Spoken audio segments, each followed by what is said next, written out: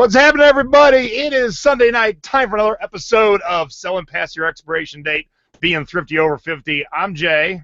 I'm Peg. And we are talking Tiki tonight. Woo! And parrot heads.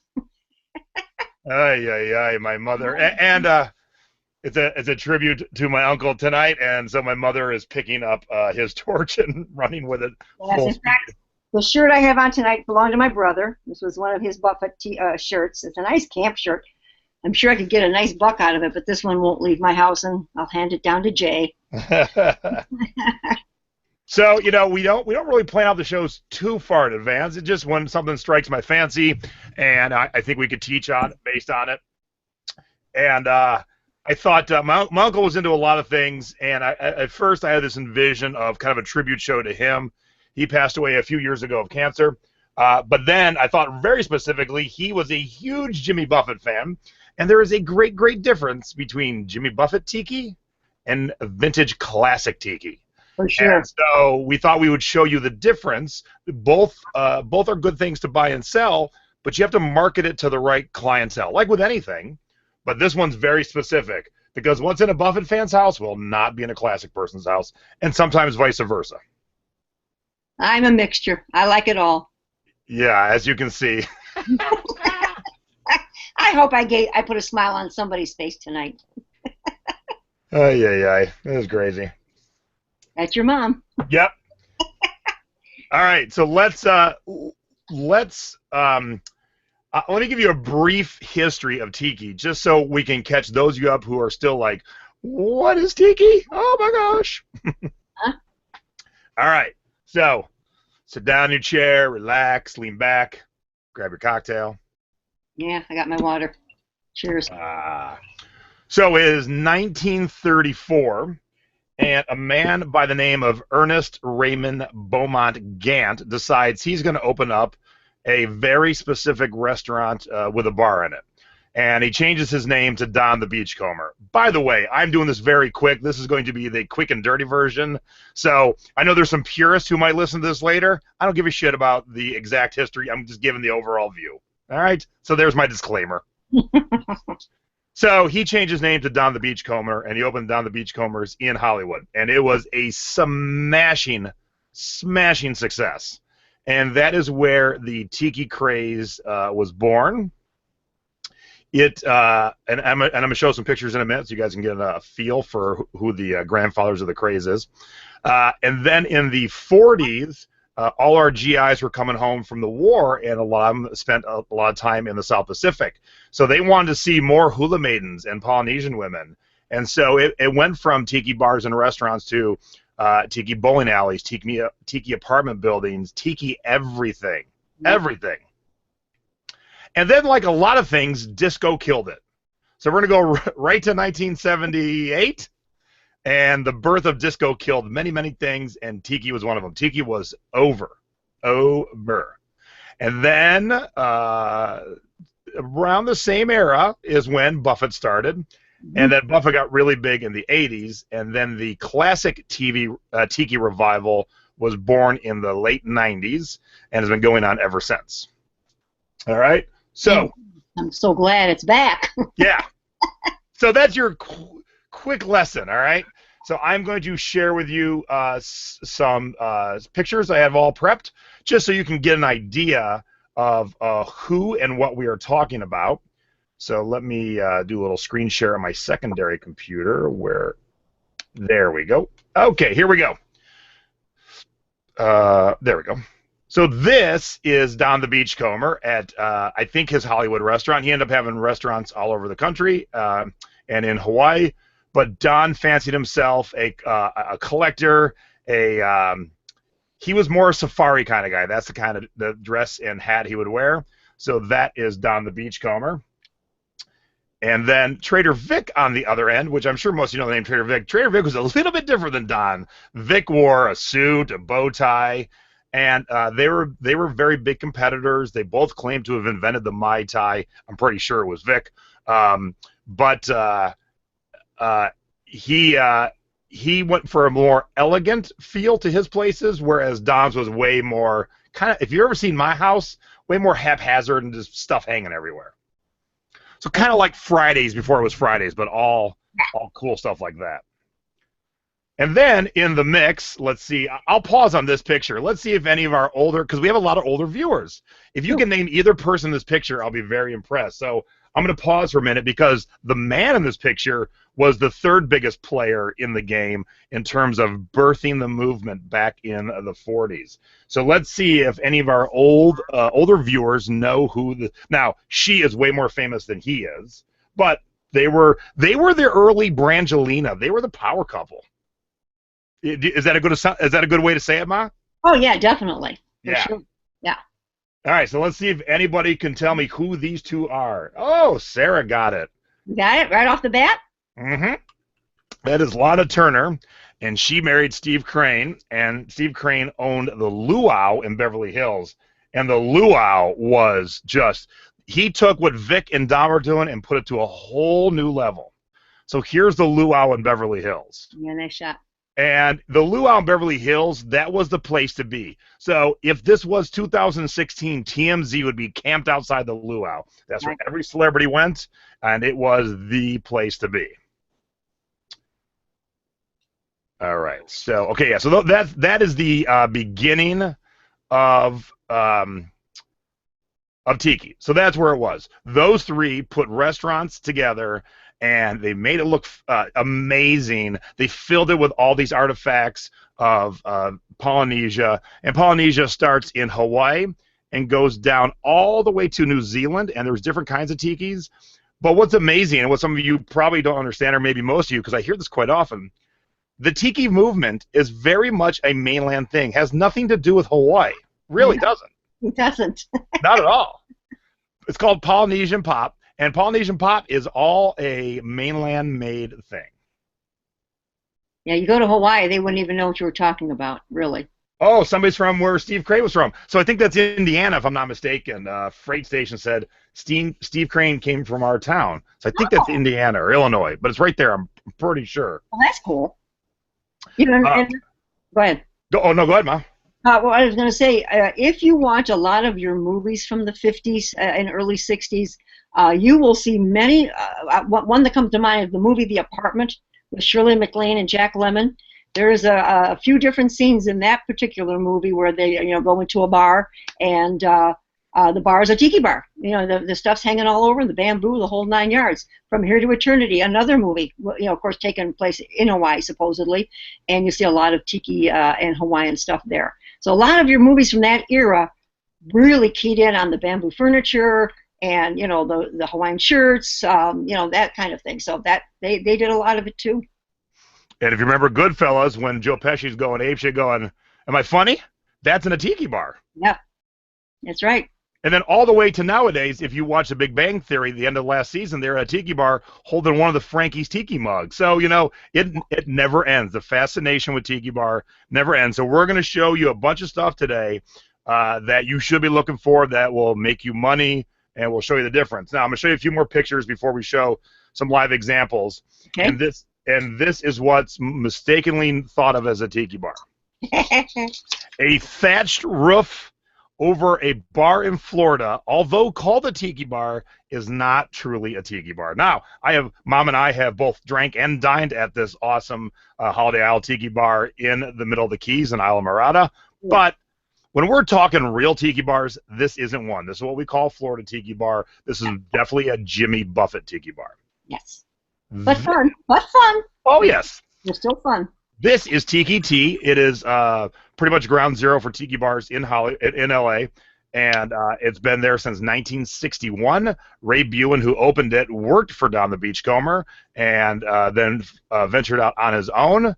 And so this is a picture of Ray's grandson working on a busy Friday night. It's a real tiny bar. That's and fun. then this is Ray's son. So that is Mike Sr., and you just saw Mike Jr. So that is what we consider a real tiki bar. Now, let's talk the difference in people who go to these places. This is definitely what you will see at the first bar I showed you. This is obviously at a Jimmy Buffett festival or concert or Key West or something. And here's some more people you would expect to definitely see at a Jimmy Buffett concert. I tell you, the pre-party of going to a Jimmy Buffett concert is more fun almost than the concert. You would not believe the way these people dress. It is insane. I've been to a couple of them.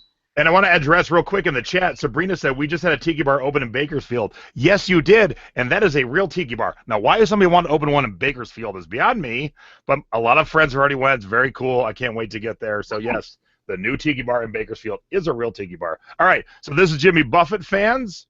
This is what you would expect to see at a real tiki bar. These are our friends Joe and Nicole. This is taken at a place in Fort Lauderdale called the Mai Kai. And here's a shot of the bar, the Mai Kai. Now, based on what these people are wearing and the glasses that lady's wearing and that dude's mustache, you might think this is the 1950s. Nope, this is like 4 years ago. So that's the difference in the crowds. The crowd at a real tiki bar typically will be in vintage Hawaiian clothing and would not wear anything brightly colored in terms of over-the-top Buffett stuff. All right, and then the last indicator between what would be a Buffett tiki bar and a real tiki bar, one of the first, for those of you who don't know, 95% of all tiki drinks are made with rum and other stuff, but they're all rum drinks. Yum, yum. The first rum cocktail is the daiquiri. It's a very simple drink. It's this right here on your screen. It is rum with a little bit of sugar and some lime juice, fresh squeezed lime juice. That's it, 3 ingredients. Unfortunately, when you go to a Buffett bar, this is what they call a daiquiri. This is raspberry puree, some crappy rum with whipped cream on top. So if you're not sure which kind of bar you're at, order a daiquiri. If this one shows up, you're with a bunch of Buffett fans. If this one shows up, you're at a real tiki bar. Yeah. So, and my wife and I, we gauge how good a bar is because she loves to have an original daiquiri, which is basically just straight booze. When she says, can I have an original daiquiri, if the bartender says I don't have a blender or goes to get a blender, we're out. That's not what we're looking for. We're looking for this. All right, so now we're going to show you the difference because there is a huge, huge difference. Oh, yeah. And I'll start right with the mug I'm drinking out of tonight. This is a tiki mug from Target about 10 years ago now. And look at this straw with fruit on it. This is Buffett all the way. Now, I have this mug because when I have drunk friends over drinking my drinks, they don't get to drink out of the mugs that are worth $500. They drink out of this mug because if this mug goes, oops, smash, I really don't care. Right. So that's what you would typically see in a Buffett type bar. All right, let's start with this, Ma. Grab yours. Is it handy? Oh yeah, it sure is. Mm-hmm. And this will make your head hurt a little bit. So the one in Mom's hand is specifically something you would see in a Jimmy Buffett type bar or sell to a Jimmy Buffett type client. Mine is totally different. This is worth a lot of money. That's a piece of crap. Yeah, Mom's is. Made in China. Yeah, now the made in China isn't that bad because there are good tiki mugs made in China, but that is a modern day ripoff of this vintage classic tiki mug, okay? Mm-hmm. So this one is from a place called the Hawaiian Cottage, and you can see it on the bottom there. I want yours. Yeah. And this one was made by OMC. There's their little sticker on there, Otagiri Mercantile Company. Now let's pause for a second. This mug's like 60 years old. How great were the stickers back then? I know. I mean, majority of Mom and I's classic mugs still have the sticker on it from 60 years ago. That's some crazy glue on those stickers. There is. Oh, hang on. I got to get rid of somebody from the chat. Oh, who's being nasty? Oh, somebody's talking about politics. That surely isn't what we're talking about today. Talk about the wrong show to pop into. Okay, so I know, here, hold yours back up. I know these look exactly the same for the most part, but the one in Mom's hand sells new for like $5.99. This one on the secondary market will probably get you at least $50, okay? So what the key is, OMC stuff was made in Japan. So anything made in Japan is vintage. Anything made in China is modern. Now, like I said, the Chinese part is not bad. Do you have any Tiki Farm mugs with you by any chance? No. Wait a minute. Let me see here. Because Tiki Farm is the mass producer of modern mugs. Most of their mugs become collectible, and they're all made in China. So I don't ever want you to think of the blanket statement of made in China equals bad. It's who's making them in China. All right? Well, but I can get one if you want me Yeah, to. grab one real quick. Wait. These might have been. No, they weren't. I thought that might be Tiki. I'll keep. Go ahead. I'll find them. So mom's gonna grab a Tiki Farm mug, and we'll talk about that because Tiki Farm has been making mugs forever. They all get retired at a certain point. So if they're retired soon, it's more collectible and worth more money. If they have an open run for 5, 6, 7 years, then it's not as collectible. But they're all made in China. So please, because I see this all the time in the groups. Oh, it's made in China. Throw it away. No. There are companies that make them in China, and here's the companies. Ready? Write this down. Libby, Libbey.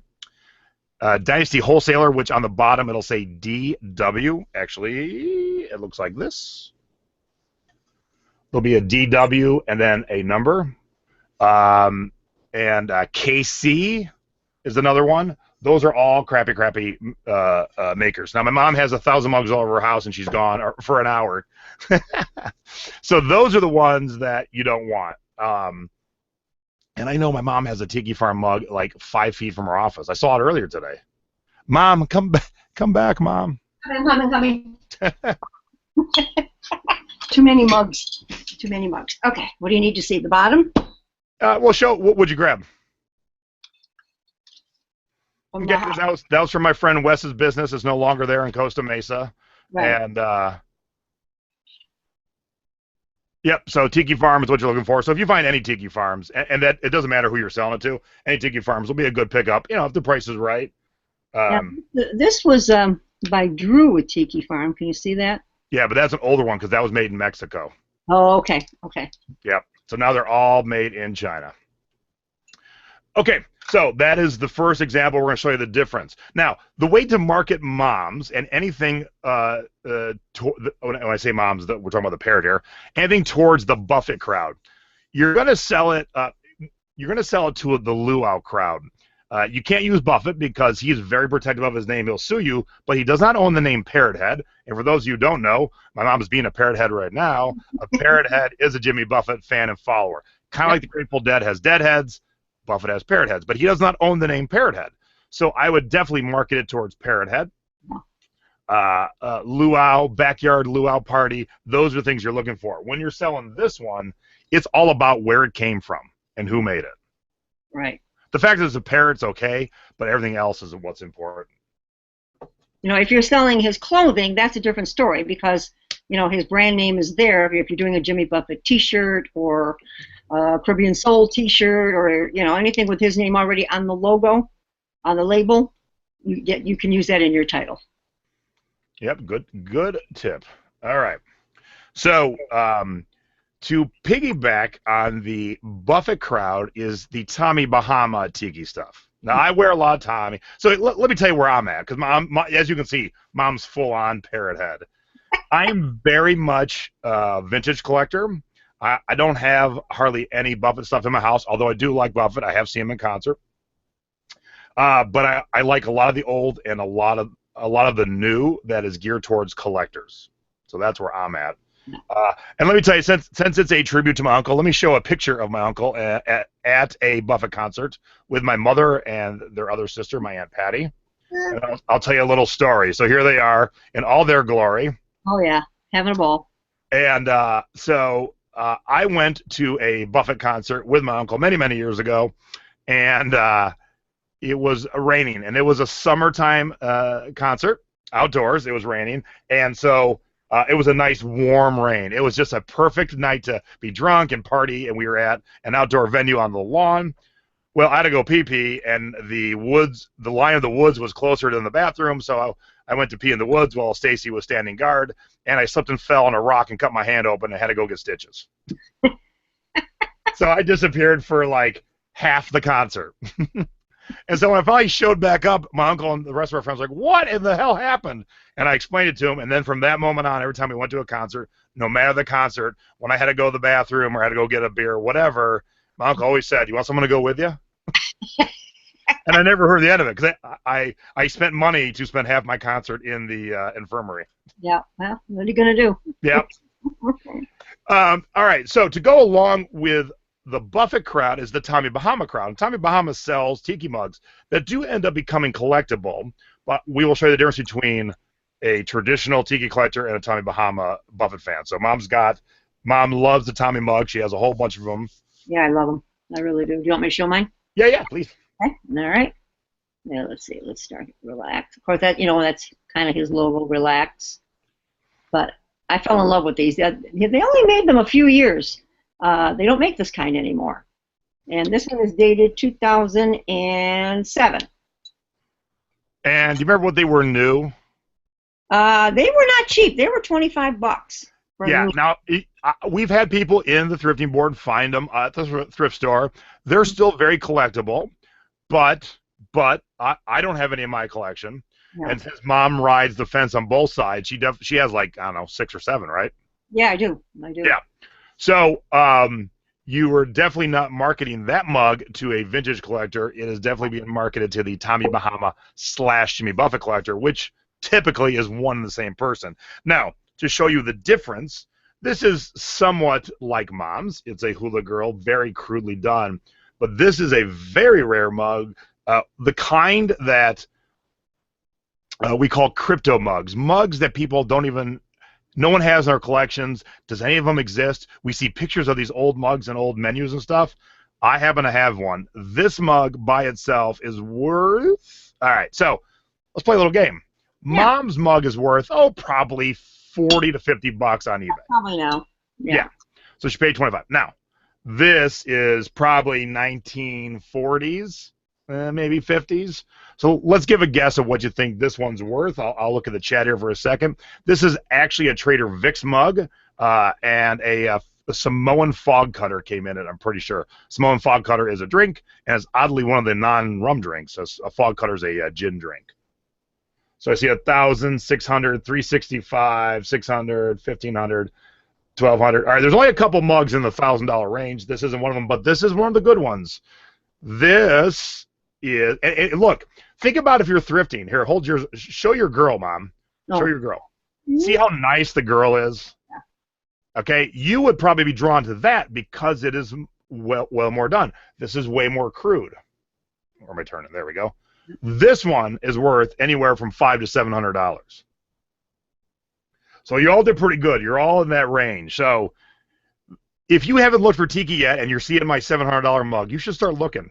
No kidding. Now, the funny thing is, I forget where I got this. And I have about 850 mugs. I can tell you almost to the exact one where I bought every one. Let me see that again. That's not the one I got you in Ocean City, is it? No. In the surf store? No? Okay. No. I have no clue where this one came from, but yeah, it's one of the big dogs, worth a bunch of money. Yeah. Yeah, see, Cheryl said she would have passed. Yeah, and here's the other key to this one. Why there's no markings. There's no maker's mark. There's no indication as Trader Vic's. You just got to know. So typically when you see shit like this, it's cheap because the store don't know what it is. Right. Just like or Tiki Bob's, there's no marking on the bottoms of those. It is on the back, though, but nothing on the bottom. All right, well, show your Tiki Bob since you brought it up. Yeah, I will. Actually, Jason, I found another one. I forgot I had this one. I haven't scattered all over the house. This is known as Tiki Bob, and this one came from San Francisco. Which is the original. Right. And this one, Jason, I don't know if you know if I knew this. I can't even read it. Hawaiian Village, excuse me. Hawaiian Village, which was in Tampa. Yeah. And so people, other bars just took Tiki Bobs and made it their own, and that one looks pretty rudimentary. But this mug is worth a minimum, no matter what time of year, $100. And typically, the Buffett collector would not go for this mug. This is definitely a very unique vintage Tiki collector type mug. And I think, Jay, if I'm not mistaken, the Elvis Presley Tiki Bob, is that probably worth the most money out of all? Yeah, there's an Elvis Presley for the movie Blue Hawaii Tiki Bob. That's worth in the neighborhood of $500 to $600. Yeah, I wish I had one of those. All right, so while you were away, I did show this. Now, okay. I talk about Dynasty Wholesale all the time because it's a modern Chinese company that takes old stuff and makes crappy modern versions. Now, typically I tell you to Sarah it. SARA. Smash and run away. Please rid the world of this crappy stuff. But there are a few of their pieces that'll sell. Their big bowl here will sell. Now, this is a communal cocktail drink. Now, most people don't know what this is. What happens is they make the cocktail in here. There's 4 straws. And then right here, they put some 151 rum and light it on fire. So then you got this whole interactive drinking going on. So that's kind of fun. And I wanted to show you one other of my other bowls. Now, this is not my rarest bowl nor my most expensive. It is Trader Vic's from 1963. I don't know if it's going to show up. There, you can kind of see it. Oh, yeah. Yeah, a little bit. Yeah, there we go. I saw it. Okay, so what happens is you buy this drink, like most of these mugs, you buy the drink and you go home with a souvenir. So again, communal bowl, not my rarest nor my most expensive, but it is my best. And you want to know why? And that's when you say why. Why? Because I bought it from Tori Spelling. How about that? Tori Spelling of 90210 fame, Aaron Spelling's daughter. She was selling a bunch of her stuff on eBay, and so I bought her Tiki Bowl because I thought it'd be funny to have Tori Spelling's Tiki Bowl. I did not know that, JT. You didn't know that? No. You want me to show any more of these other cheapy things? Yeah. So now Mom's going to show you what we call Party City, and I'll show you a couple screenshots in a bit. But Yeah. Party City stuff, it's very colorful, it's very bright. The Buffett crowd loves it. The vintage crowd hates it. Now, these, I have to say, are in my basement, kind of really hidden where nobody can see them. But I do have them. When I first started collecting, I was collecting everything. But this is definitely cheapo stuff. Show the front of it. Okay, and there is the front. It's plastic, and it's orange and green. Yeah. Okay. This Malibu was handing out one time, these cheapy little things. Again, plastic with your straw. Now, Angelique, you said why in the chat. Why the what? I'll be happy to answer anything, but I don't know why, what that goes to. What's that for? Keep going, Ma. Okay. This is a made in China DW109. And it's just, it's, Now, there's a vintage mug that looks just like that. The Yeah. vintage mug's worth about 20. That's worth about $3. that's it down there. Okay, now you would think this would be something really cool. I caught my eye. I said, oh, well, I don't have this in my collection. But it's made in China, and it's nothing exciting. Yep, it's a DW, and that's new for $3. All right, so before you show any more, someone said, who collected first? So, Mom and Dad went on their honeymoon to Kauai, and she caught the bug back then. But by the time they had kids, they were fully ensconced in antiques. Oh, yeah. They grew up a bunch of boring antiques. Right. And then, like everyone else in the late 80s, they switched to the whole southwestern Indian craze. Right. When we took our trip over in 1965, we were lucky enough to be there for 3 weeks, which was heaven because we explored the islands like there was no tomorrow. And of course, back in '65, it was still gorgeous and hardly any high rises and just so barren of high, tall buildings that it was beautiful. I mean, I got off the airplane, my husband and I, and it was outdoors in a rinky-dink airport. The hula girls were there doing the hula. We got our free lays, as we got off the plane. I go back 15. I don't want to hear about you getting laid. I'm hilarious. Thank you. I'll be here all week. Tip your waitress. Yeah, you go back 15 years later, you got the big indoor airport, and there are no hula girls, no lays. I said, oh, no. But to enjoy the gorgeous scenery of Hawaii, we were very lucky to do it back then. And I did pick up a bunch of souvenirs.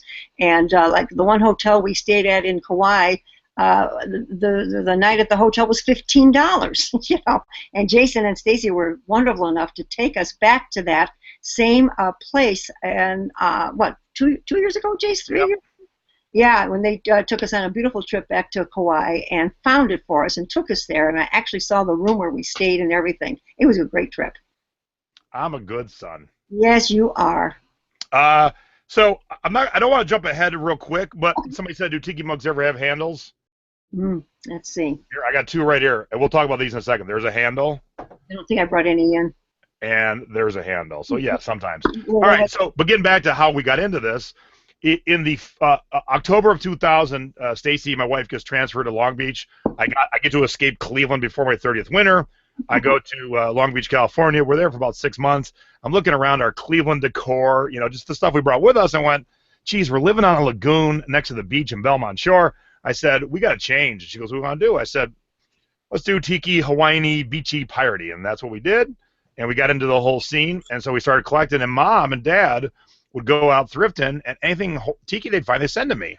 Mm-hmm. And one day, Mom finds a very rare Dole pineapple map and says, hey, I got you the Dole pineapple map you've always been looking for. And it's worth like $300 to $500. And she picked it up cheap. So I said, well, I'll be home in 2 weeks to visit. I'll get it then. In the meantime, they built a tiki bar in their basement. So they're like, come on downstairs. Let me show you the tiki bar we built. So I walked downstairs, and there's the Dole pineapple map hanging up. And in my head, I thought, I said this out loud. I go, you found 2 of them? And she goes, oh, no, that was yours. And so from that moment on, she kept everything, and she built her collection up to rival mine. So her whole house is like mine. So yeah, very similar. Yeah. Except for a few Buffett accents here and there. All right, you got any more of the crappy stuff handy? Well, do you want stuff like the signs or? Well, yeah, I mean, so did we show all your like Party City type crappy mugs? No, well, got the Libby. Yeah, so there's Libby I was telling you about. That's another just crap tiki mug. Yeah. And there's a, oops, is it glaring? Yep. Okay, all right, there's that one. And, oh, now this, I found this at a Goodwill.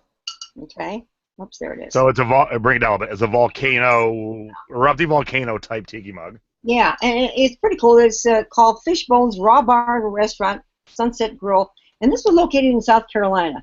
Now, the whole thing was only $2, but, I thought, well, it's not one of the kind of tiki mugs you normally would collect, but it's different, and I didn't have it, so, I had to put that in my collection.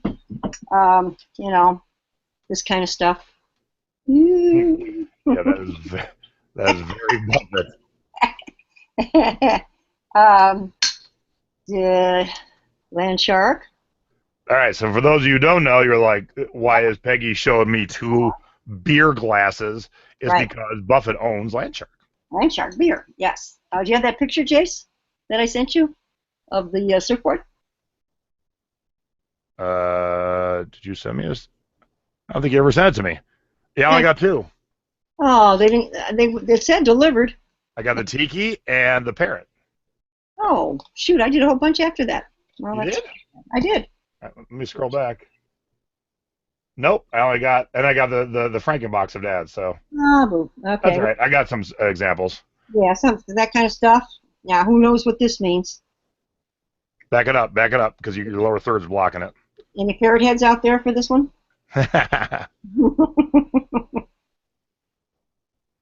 I'm sure we all must know this song. Come on, you got any takers out there, Jace? Contest? Well, I don't know if we have a contest, but Anybody know what it was from? we'll see what people say. So, Oh, here's another, cheapy type of thing. for that lost shaker of salt, and Lisa H said, yuck. All right, now, I have a couple things here, too, like that. I was just looking around my house. Uh-huh. So Bacardi rum is one of the granddaddies, and it works into some tiki drinks. But Bacardi breezers were like the rum version of wine coolers. But this, I could absolutely see this in a Jimmy Buffett type tiki bar in someone's backyard. Absolutely. You will never see this in a classic tiki person's house. So that is. Well, Now, go ahead. Go ahead, Mom. No, I didn't know if you wanted me to show this one yet. I mean, it's a. Yeah, so that is an older tiki, but there's a big but to this one. Yeah. This one was like a wholesale tiki that you would buy for your event, and then you would screen on the back your event or your location. So that one says the Castaways in Geneva on the Lake, which is near where my mom and dad live. Well, we grew up at this tiki bar. I mean, when we were 18, 19, 20, 21, early 20s, we kept going there. A lot of big name stars appeared at this tiki bar back in the day, and we saw James Brown and the Temptations, and all those early Because nothing screams tiki like James Brown and the I Temptations. know it. I mean, it was a tiki bar, but rock and roll. But yeah, so when I happened to find this one, this meant a lot to me because I grew up there. So that was kind of cool. So Stacy wants to know, not my Stacy, different Stacy, but spelled correctly. Would there be certain Hawaiian shirts you would market towards parrot heads versus the tiki crowd? Yeah. Yes. The tiki crowd's looking for vintage, or there are some modern ones that have some vintage feel. So here's a prime example. This is made by Go Barefoot. Primo is a Hawaiian beer, and it's one of the few beers that get a pass in tiki bars. There's 2 beers that get a pass. Well, maybe 3. Primo is one of them. Hanano, which is a shoot. Where's Hanano from? I just drew a blank there. And then, what'd you say, Mom? I can't help you. I'm sorry. Geesh. Fiji? Hang on a minute. I can't believe I drew a blank on something. Tahiti. Hanano is a Tahitian beer. So those get passes in tiki bar. If you will never go into a real tiki bar and find Bud Light. Yeah. So the bar I showed you in Hollywood, the Tiki Tea, they have no beer and they have no wine. And if you ask for beer or wine, you get shunned and thrown out. So when it comes to shirts, yeah, the brightly colored ones, what my mom's wearing here, show your shirt again. Okay. What mom's wearing, I mean, it is a Margaritaville shirt. It's all parrots. Yes. That's definitely geared towards the, and your necklace is backwards, by the way. Yeah. That is geared towards the Buffett crowd. Oh, yeah, Kona. Thank you, Stace. Kona makes beers that'll get a pass too because yeah. That's right. All right, that's right. I have seen the Kona ones. You're right. All right. So now that you've heard about how colorful typically means, Buffett crowd may be crappy, I'm going to screw it up for you and show you something. So, Steve, let's go back to Steve Crane and Lana Turner. Steve Crane made some amazing tiki mugs that are collectible and worth a ton of money. So, usually so here's a typical vintage tiki mug. Brown, and that's the normal color. Mm-hmm. This, although looking bright and garish, is a vintage tiki mug that's worth at least $100. This is from the Luau in Beverly Hills. This is called the KU. And when you find this, when we found this one, it was labeled clown mug, $10. So people don't know. So this, you get your souvenir drink and you would take this home. Also, Steve Crane made some really elaborate mugs. And the reason they're elaborate is typically mugs don't have a lot of color. They'll have 1, 2 at the most, usually. Steve did a lot of colors. Yeah, he did. I can't even fathom what these mugs cost back then. I mean, even back then, what they cost to make would have been insane. So again, Steve Crane from the Luau. And my last Steve Crane I want to share with you. Again, think about what you've seen us talk about in the thrifting board, what we've talked about tonight, and you would look at this and think, oh, this has to be a Buffett thing. Now, I can definitely see Buffett people buying this, but this is the Steve Crane Bird Bowl. And again, communal drink. This goes for $150, $200, $300, depending on the time. So typical Buffett fans probably wouldn't pay that much. And you know they're Steve Crane because it says designed by Steve Crane on the bottom. Yeah, nice. That's a nice one. Yeah. This is highly sought after by all tiki people. There are 2 on eBay right now. They're rare, and so the poor sellers, 2 different people put it up the same week. They're going to compete against each other, and they're both going to lose because of that. Who made the mugs? Steve Crane made his own mug. So somebody asked in the chat who made the mugs. Yes, it does look Native American. It does have that look to it a little bit. Mm-hmm. Something like in Canada, how you see those tikis at the totem poles that kind of look tiki-ish? That kind of reminds me of the Canada stuff, too. Or, you got your matching lights to this? No, I don't. I thought we said to grab them. No, I didn't think that out, honey. Remember I said I had the mug? We had this whole discussion. Yeah, but I didn't pull it out. My partner has let me down. Sorry, I don't have that one. So this is a vintage mug. It is Paul Marshall Products. That says PMP right there. And everything Paul Marshall Products made is vintage and collectible and won't get the Buffett crowd's juices flowing because it is too plain looking. Yeah. But I have a lot of Paul Marshall products. Me too, actually. Hey, Yeah, go and Nate, we'll give you the Who is Steve Crane lesson later if you missed it okay. earlier in the show. Hey, Nate, go back and watch the show when it's over. Your tiki sitting behind you there, your brown one. Do you want me to show Yeah, mine? yeah, yeah. Perfect. All right. Do that. Big Lots sells tikis, and this is one of them. So here it is. And if you can bring it closer to show us the colors a little bit better, bring it up a little bit. As you can see, there's red. Is that blue or green? What is that? Blue, red. Oh yeah. Then show us the top. Green, like, I don't know, palm. Yeah, it's horrible. This is what we call Party City type tikis. Yep. This is perfect at a Jimmy Buffett luau. But those of us who live in the dry climates where everything outside just kind of crumbles and falls apart, you can buy those things, get some brown spray paint, and totally change the look. So hold yours back up, Mom. So here's the before. Here's the before. Ugh, awful. Here's the after. Not too bad. It even looks richer. I mean, more expensive, you know. Yeah. Yeah. I like that. Okay.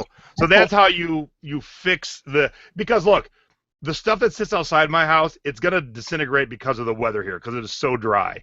So I am not putting expensive stuff outside, but I want it to look good. So I use a lot of spray paint to fix ugly looking stuff. Right. All right, what else you got to show, Ma?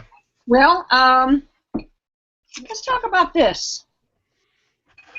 Now, you would say, what in the hell does a little tambourine have to do with Tiki? Look, I even have the...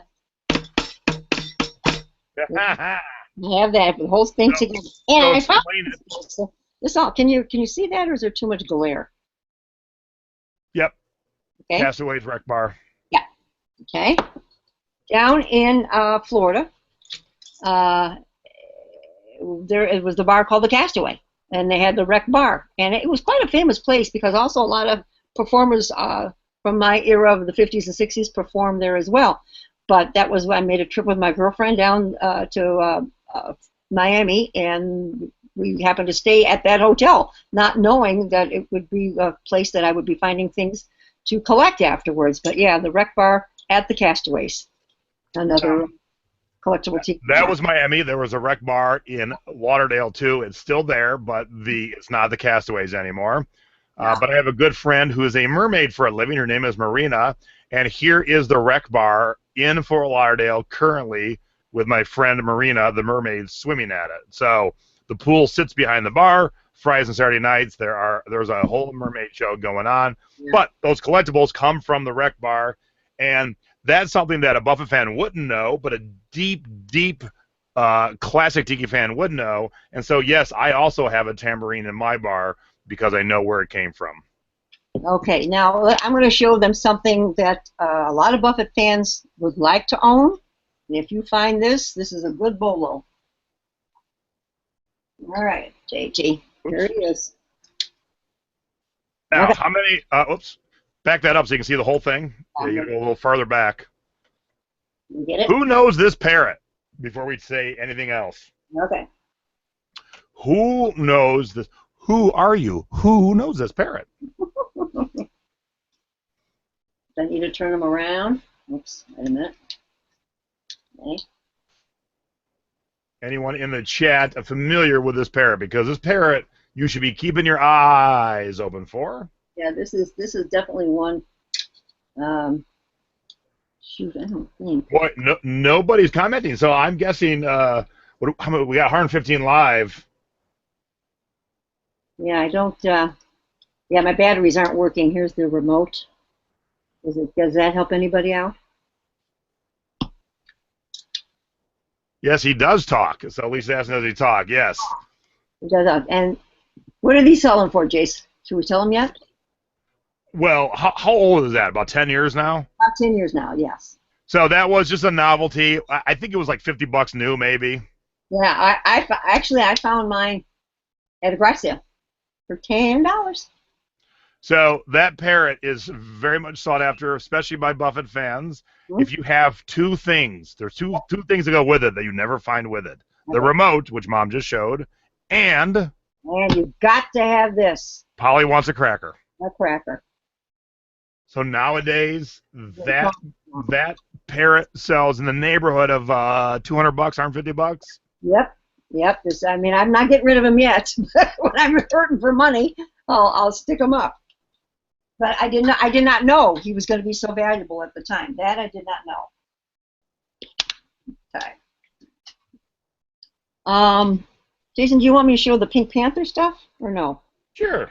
Okay. This So Shag, Shag is an artist that I collect. I have a lot of his art hanging mhm. in my bedroom, and Shag became very popular. When I first got into him, he was a nobody, and he got hired. He gets hired by many, many companies to do things, and MGM, whoever owns Pink Panther, hired him to do the 40th anniversary, and Right. so they made Tiki mugs with the Pink Panther. Okay, this is dated 1984. That's one side. And I think we all know who that guy is, Mr. Inspector Clouseau. So that's that. That was the one mug. This is the other mug. I just thought they were unique and, it caught my eye. So this was something that I enjoyed collecting. Now, That, Mom has the whole collection, and I don't. And I love Shag, and I love Tiki, yeah, but and oddly, I have a poster hanging up of the Shag artwork he did for Pink Panther. I know. I just didn't like the mugs, Yeah. So and I that's think they appeal more towards the Jimmy Buffett fan. right. So that's the two mugs, and now this is the bowl. And as you can see, the tikis as I turn. His Minky. Don't remember his Minky? And the Panther. So that's where a good Yeah, Tiki. let's show them that, Jason. That just in case they ever. Oh yes, he was MGM. That was good. Yeah. So that's my Pink Panther collection. All right, so let's show a couple pictures here because we have a bunch of pictures. The show's gonna run a little long. I just realized. Whew. Okay, so here's a Tiki in Mom's house that is definitely not vintage. It's very shiny and has airbrushed hibiscus on it. That is, and eyelashes for that matter. And Yeah. it's female. By nature, Tikis are male, and so this is definitely will be at home in a Jimmy Buffett fan's house. Correct. And let's show, since this is a tribute to my uncle. Okay. All right, so this is the moment where all the ladies, especially the older ones, are going to go, oh, how cute. Here is me with my uncle when I was 1, maybe. Oh yeah. Yeah. So as I told you earlier, my uncle went to OU, and he was doing his best Clockwork Orange look there, I think, with a hat. Yeah. And there I am as a little OU Bobcat fan. If you notice, I have the T-shirt and the cardigan on. And the hat. The hat too. Oh, the hat. Yeah, it was a green hat. I remember it. So there you go. There's your oh, how cute moment for the evening. Where's my beard? Now, my uncle, although he did enjoy the vintage Tiki, he fully was Buffett through and through, what you'd definitely expect in the parking lot. So here we are dancing on the bar at Carlos and Charlie's in Cancun or Cozumel. And he not only has the Jamaican hat on, it comes with its own dreadlocks. That was my Uncle Nino through and through. So, yes, we were all drunk dancing on the bar.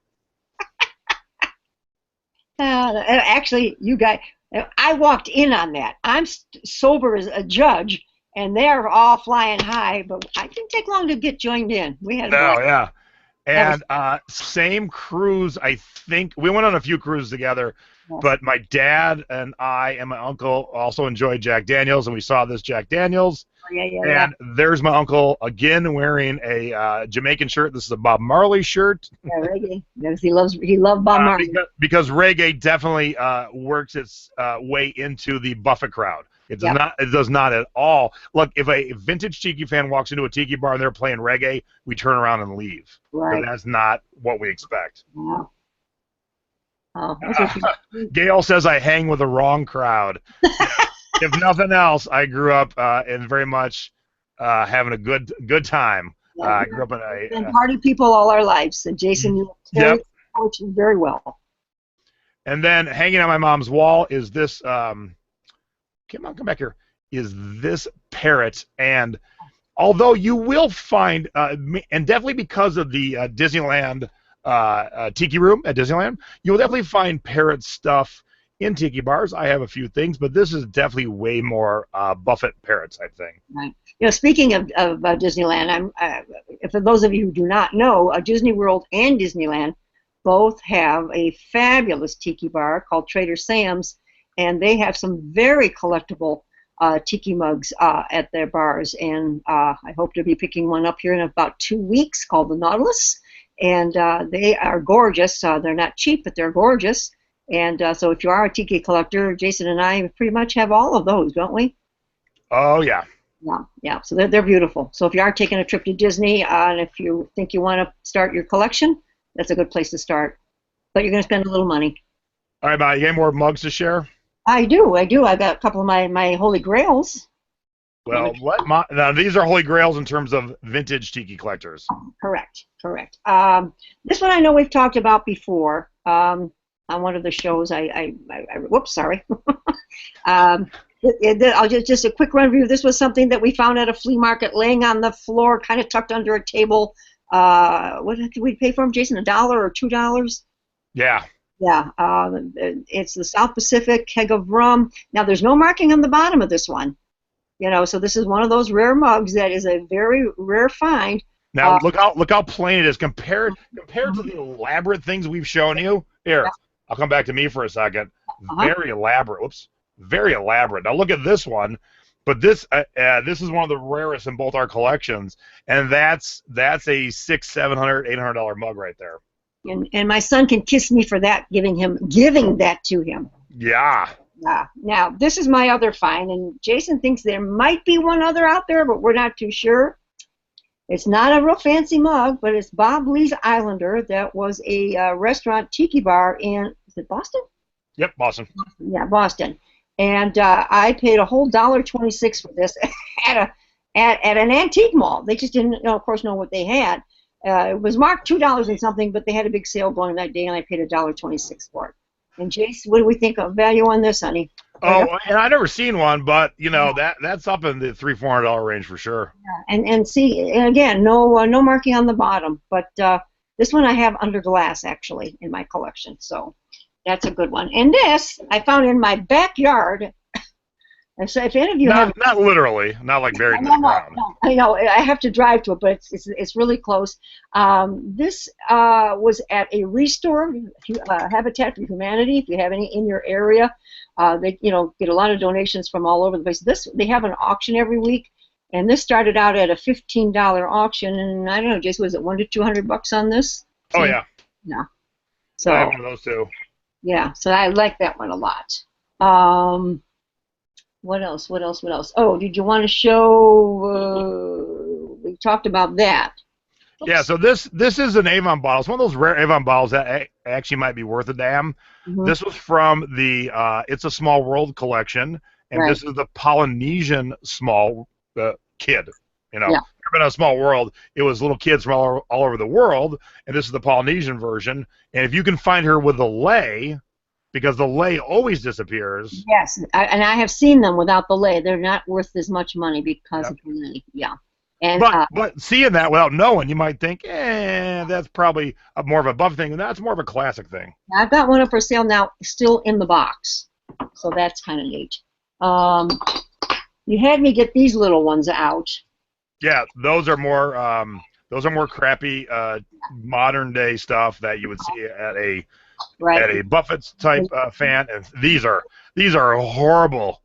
If I didn't think you would hurt yourself, I would ask you to smash them together. Those are some of the most awful modern tiki mugs. And then these are known as stackables. Yep. Now those are vintage, and those typically were made at home. They had an at-home kit, and you would make them yourself, and then you would glaze them and paint them and do the whole thing. Yeah. So there's that. I know we talked about Frank Sherman.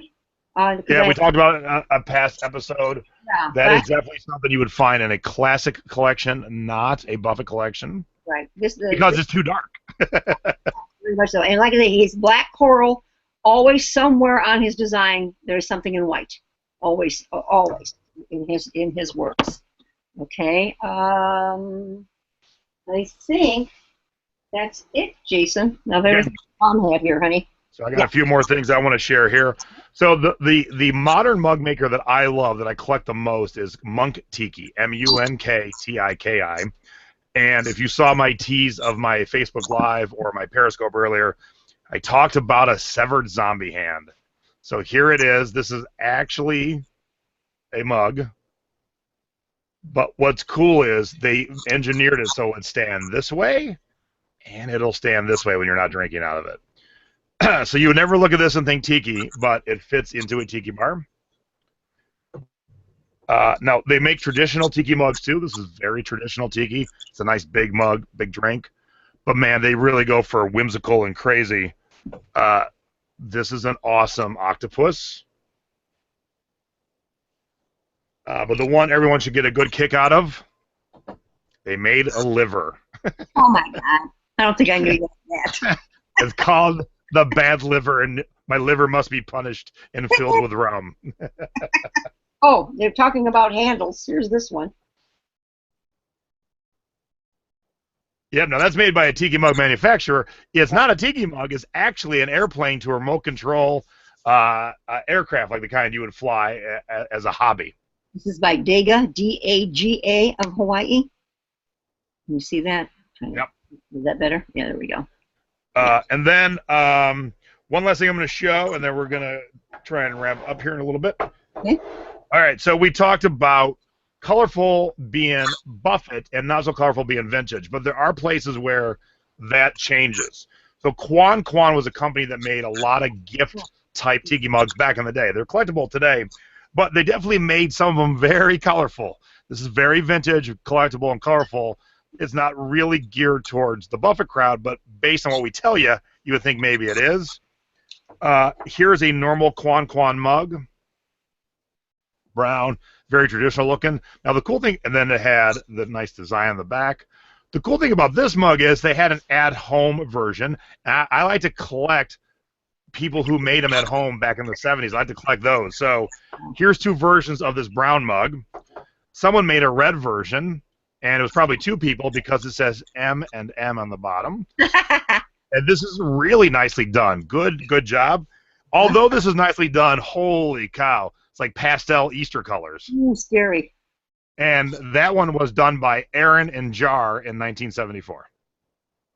Wow. So a Buffett fan would love this, but like I said, some of us classic tiki collectors like to find the old homemade ones, no matter what it looks like, because it's cool. It's a moment in time, and that's what tiki's all about. All right. Okay. So we're running a little long tonight, but we want to give you guys a lot of good info. Oh. So now it is time for our one and only segment, besides Mom's Scores and Hauls.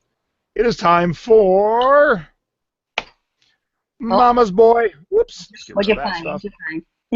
There we go. I'm a big Mama's Boy, and so I like to share a picture of when I was a little kid, and this is a pretty impressive one compared to what we were talking about tonight. So this is a picture of me. I think I'm 5 years old. It's my dad, my grandmother, and my little sister. And we're at a place in Hawaii in a hotel called the Waikiki Inn in their restaurant called the Tahitian Lanai. So here's the picture. Now, how much do you think that stroller is worth nowadays? That is a badass stroller. Look at my cool dad. He is rocking a sweet top. My grandmother's top. It's kicking. And I'm in Hawaii. That's the best you got, Ma? What is that? You had some, but I didn't have that much on you. Sorry. I had one or two tops for you kids. Not much. Now, here's what is uber cool. Okay, so every booth in this restaurant had a name. So this is Princess Nada Palmera. So that's the booth name, okay? My good friend Beach Bum Barry, he writes tiki cocktail books. In his book, Sippin' Safari, he has a picture from the Tahitian Lanai. Come on. Wow. And at every booth, there was many booths. There was not just one booth. It was a very big restaurant. Had a name, but the picture he used in his book. Are you kidding me? It's the same booth. Oh my gosh. So that's 1970. The picture you saw of me and my family was about 1976, 75. Jenny was 13 months old, Jason, on that trip. Okay. Yeah, so 75, 76. 75, yeah. She was born in 74, right? Yeah, 74. Jen was born in 74, so we were there. 76, yeah. Yeah. So, to tie all this together, too, the mugs from the Tahitian Lanai are very collectible, and they look very rudimentary. So it says Tahitian Lanai. It was so gorgeous. Oh, my. That was my most favorite place. Now, that looks like it says Waikiki B, but that's actually double P together. It stands for Polynesian Pottery, and they made cool mugs. Yeah. They also had this cool mug. That's their logo, the Tahitian Lanai. Oh, I don't think I have that one, Jason. You better find one for me. And then this is their bar, the Papati Bar. Yeah. And then they had normal, like you go to the gift shop and you buy your regular coffee mugs. Yeah. Yep. Oh. And we won't get into it too deep, that's all I'll tell you, but matches are collectible too. So here's matches from the Tahitian Lanai. Right, I have a bunch of matches too from those places. Somebody says they're guessing I grew so fast, I only had a couple outfits at a time. Well, that's kind of true, because you went through clothes like there was no tomorrow. All right. We had way more than we expected in the show, so let me switch back to this screen because I'm just going to show you some solds on eBay. Here's what we're talking about when we say Party City. This tiki is horrendous. This is probably the worst thing I've ever seen in my life. It's got a smiley face on it, red lips. Oh my God, it's horrible. This is definitely the Buffett crowd, but I wanted to show you this clock sold for $154. Ooh, nice. So you would not find this in a classic collector's collection, but definitely a Buffett collection. Yep. Now this is one of the Mac Daddy rare tiki mugs, and this person really shot themselves in the foot.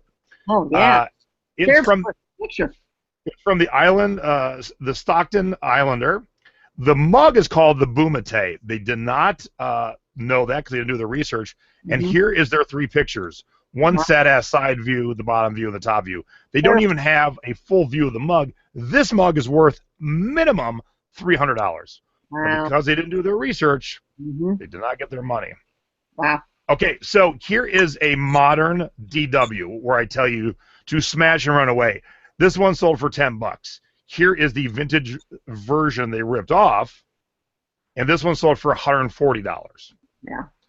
From a place in New York City called the Hawaii Kai. So as you can see, it somewhat looks the same, and to the untrained eye, it might seem the same. $140, $10, and that's too much. This is new for $5.99. Again, Buffett Adirondack chair, they sell for $300. You'll never find this in a classic collection. Nope. Same with these neons. These sell for $200. And this little parrot here. Now, somebody used Buffett's name. This is not a Buffett product, and they misspelled it. So here's your big tip. Make sure you make a note of this. Buffett has two T's in it, not one.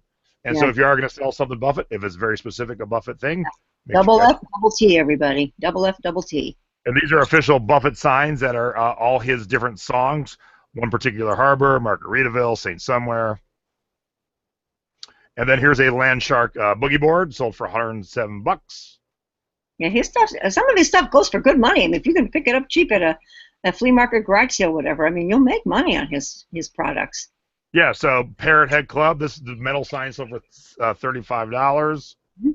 And this is the kind of thing you will most definitely see in a Buffett collection, never in a classic collection. This is horrible. This tiki makes me want to burn tikis. Yeah, that one's pretty rough. Yeah. And this is what we call Party City. So this is a plastic pitcher. It did sell for $40, but it's horrible. All this colorful plastic stuff, it's crap. It's crap in terms of I would never have it, but as you can see, this cup sold for $16. Oh, you're kidding. You have those. Yeah. So don't necessarily pass it by, but just know who your audience is going to be. Here's the plates. Oh, horrible. I have a big platter of that. Yep. And they sold Ooh, I may have to sell mine. Now, these sold for the right price. These were $12 for the pair. That's horrible. Blech. Yeah. And same here, salt and pepper shaker. There are some good vintage ones. This is not them. Oh, Horrible. here. Hang on. Yep. Same thing. Here's some definitely Jimmy Buffett salt and pepper shakers Yeah. that Mom's got. Okay. Now, to show you how crappy it can really get, this whole set sold for $7. All right, now somebody asked about the Holy Grail of Tiki mugs. Here it is, ladies and gentlemen. It is called the Severed Head.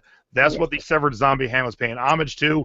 This looks nothing like a tiki. It looks like a head that's been cut off, and then you drink from the neck. This was at Ren Clark's place called the Polynesian Village, and as you can see, it sold for $1,250. That's about the going rate for this mug right here. That is the Holy Grail of vintage mugs. Yep.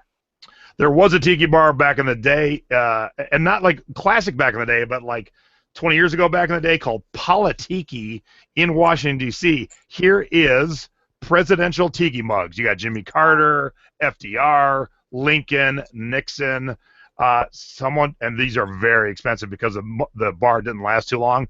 The set sold for $750. Wow. Here's classic. This mug and the drink are called Suffering Bastard. Again, not a rum drink; it's a gin drink. But 4 of them in the gift box sold for $500 from Trader Vic's. So classic can definitely bring you lots of money. No Buffett fan would be buying that or spending that kind of money. And here's another bowl from Steve Crane. This one sold for, again, very brightly colored. This one sold for $255. And then here is another Holy Grail. Frankoma is still in business. It's out of Oklahoma. So when you think of tiki, you definitely don't think Oklahoma. But Frankoma made a lot of, it's American-made pottery. And they had a couple tiki things. This is the Frankoma War God. It's actually worth $300 to $400. They put it at auction. It did not go as high as it should, but this is another Holy Grail. So if you see Frankoma and it's tiki, grab it for sure. All right, there you go. We jammed as much crap in as we could. It is now time for the last 2 segments, and we will go through them as quick as possible. Yeah, Mom's scores and Mom's weekly haul. So here we go. Where's my screen share? There it is. All right. What'd you sell, Mom? Okay, what are you showing first here? Oh, I guess I'm showing. No, I'm showing it, aren't I? Oh, okay. Oh, wait a minute. Oh, okay. Yeah, this we bought at a garage sale for $15, and in fact we just saw one at a flea market over the weekend. The lady was asking $75, and I knew we couldn't make much money there, but we ended up taking a best offer of $50. I don't know. I wanted to counter, and Dad he says no, let's just sell it. I really thought we could have gotten more money out of it, but Don't tell Dad. I do too. I know. I tried to tell him. This time we didn't agree at all. We just sold this today, actually.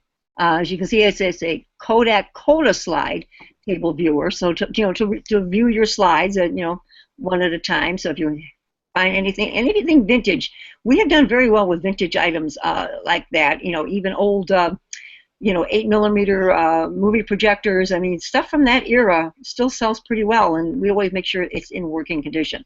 So that was a nice sale. We got full price asking on that today. What'd you pay for it? That was a $5 item. Nice. Mm-hmm. Oh, and this, your father, I have to give him credit. He picked this up quicker than I did. We bought that for $2 and sold it for $40, and that just happened. A couple of days ago, I think. So that's a Conair Touch and Tone. Oh, this was our biggie. Dad came home with this, and he's coming home with these ungodly huge items. He's done the water skis and the polo mallets, and I've got some other big things in here. He comes home with this little Tikes house with all the pieces and parts, not all, but a good majority of them. He only paid $15 for that, and as you can see, I took the offer of $130. And I did send Jason some pictures on how Dad kind of Frankenboxed it to ship it out. And again, for those of you who watched our show last week, don't forget, ship FedEx Smart Post, everybody, because that saved us a huge amount of money on the shipping because it was such a large package and weighed quite a bit. So that was my big sale of the week. All right, so here's Dad's. So he took a couple boxes and put them together. Yep.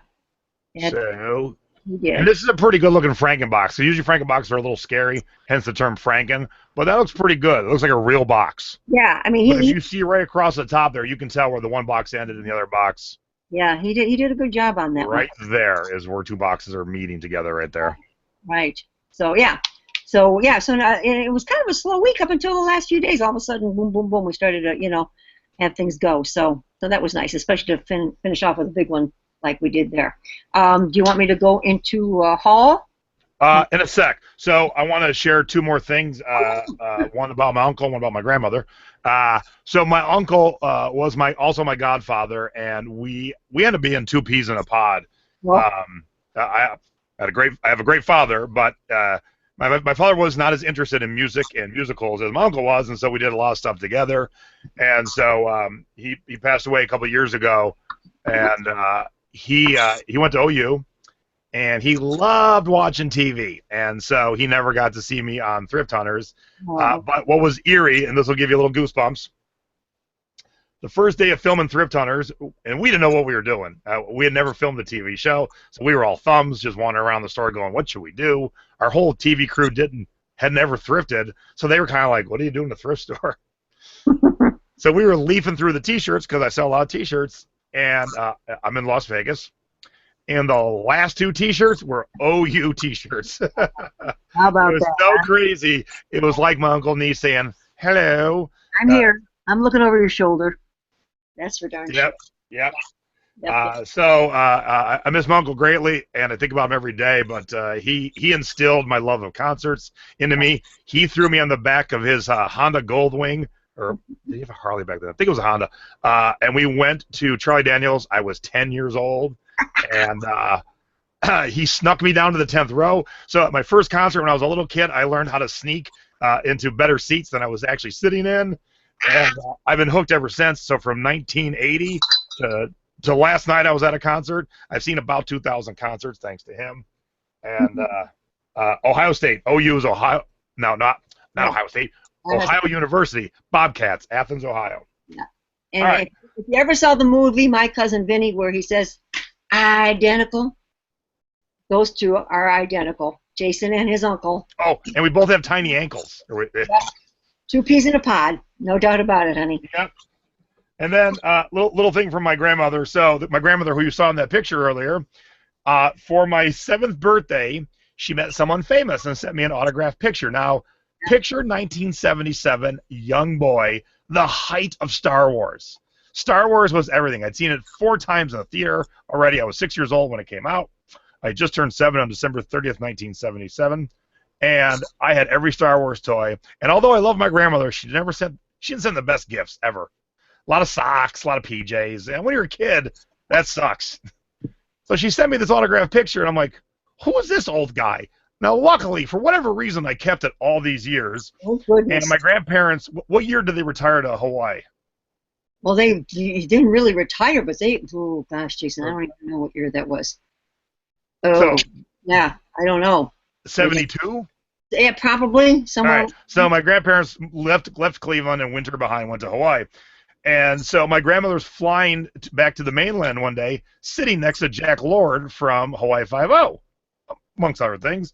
And so she starts talking to him, and Jack and I have the same birthday. So I get this for my 7th birthday. Happy birthday, Jason Smith from Jack Lord. And he wrote me a little note on his personal stationery. Dear little fellow, we share the same birthday. Have a beautiful one, full of all good things.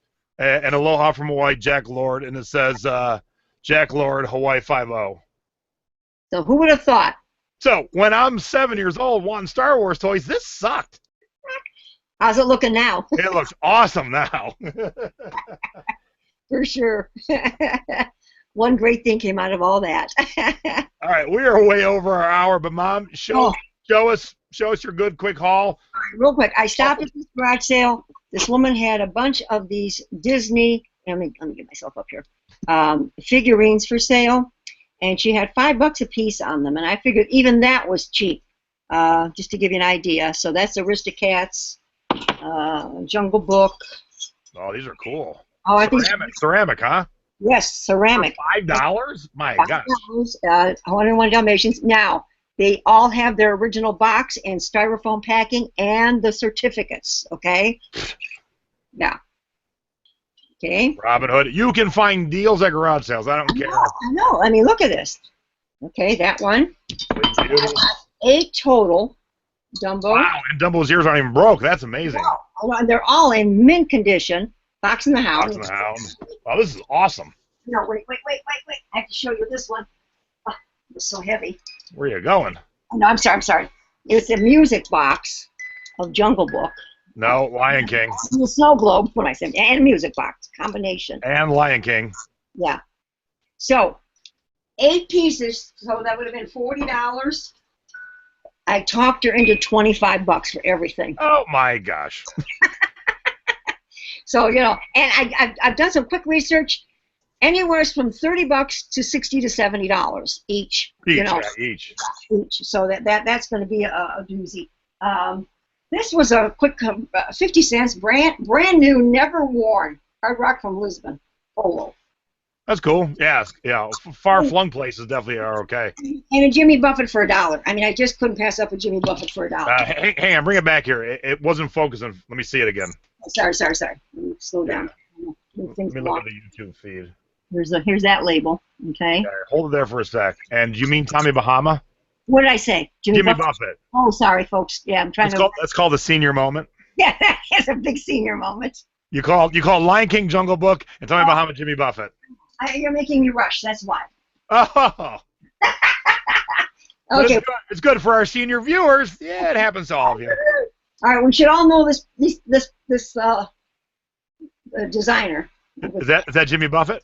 Yeah, that's Jimmy Buffett. Oh, you went to Savers? You didn't tell me about Savers. Jimmy Lily Buffett.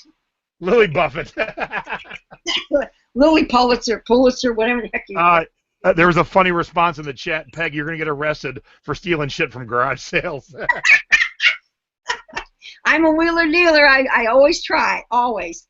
Come on, what brand name would this be? Oh, that's an awesome Nick and Nora. Isn't that cute? I know. Those we found at the Goodwill. Hey, hang on. I got the matching juice glasses. Hang on.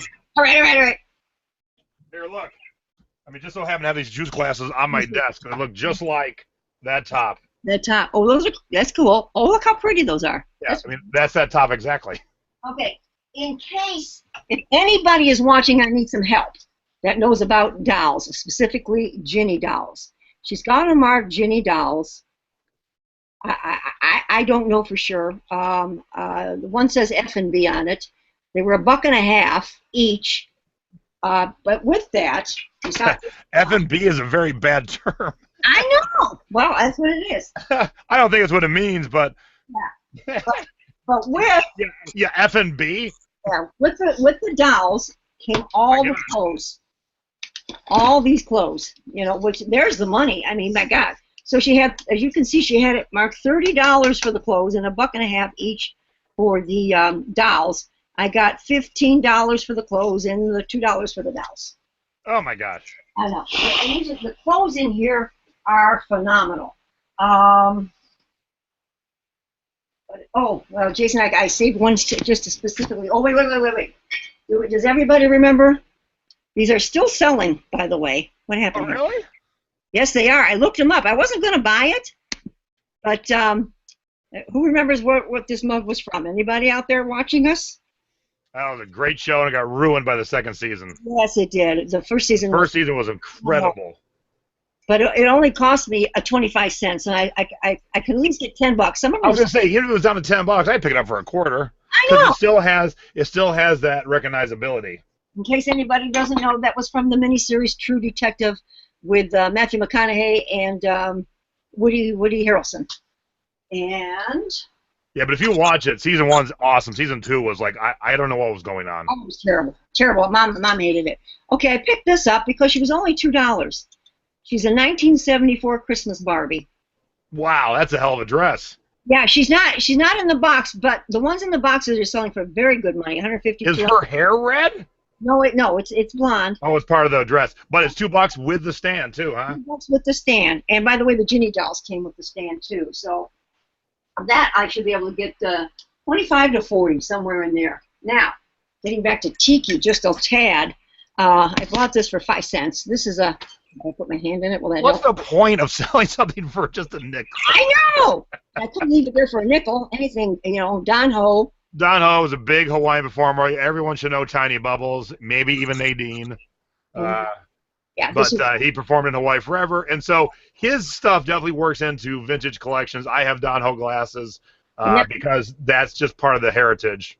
Yeah, I picked this up again, 5 cents. You can see my sticker's still in there because I have a Bacardi T-shirt up for sale. I'm going to go back and bundle this, and add the mug with it. So nice, yeah.